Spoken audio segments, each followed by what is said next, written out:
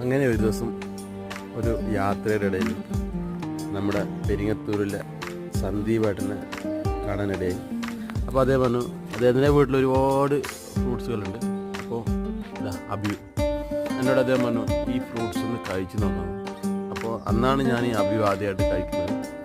അപ്പോൾ ആ സാധ്യ ടേസ്റ്റും അതുപോലെ തന്നെ ഒരുപാട് വലുതാവാതെ നമുക്ക് ചെറുതായിട്ട് തന്നെ ഒരു ഷോർട്ടായിട്ട് തന്നെ കിട്ടുന്നൊരു ചെടിയാണ് അബിയു. അപ്പോൾ ഞാൻ ആ ഫ്രൂട്ട്സ് കഴിക്കും. അതിൻ്റെ കുരു ഞാൻ കളയാതെ കൊണ്ടുവന്ന് ഒരു പാക്കറ്റിൽ നട്ടപ്പോൾ ഇതാ ആളൊരു അടിപൊളി മരമായിട്ട് വളർന്ന് വരുവാണ്. ഇതിപ്പോൾ ഏകദേശം 2.5 ആഴ്ചയോളമായി മുളച്ചിട്ട്. അപ്പോൾ ഇതിൻ്റെ ഒരു വീഡിയോ ചെയ്യണമെന്നുണ്ടായിരുന്നു. അപ്പോൾ നമ്മുടെ ഈ അബിയുടെ കുരുമുളപ്പും അതുപോലെ തന്നെ ഇതൊക്കെ കുരുമുളപ്പിച്ചുണ്ടാകുന്ന അബിയു ചെടിയാണ്. ഇതാണ് അബിയുടെ ഫ്രൂട്ട്.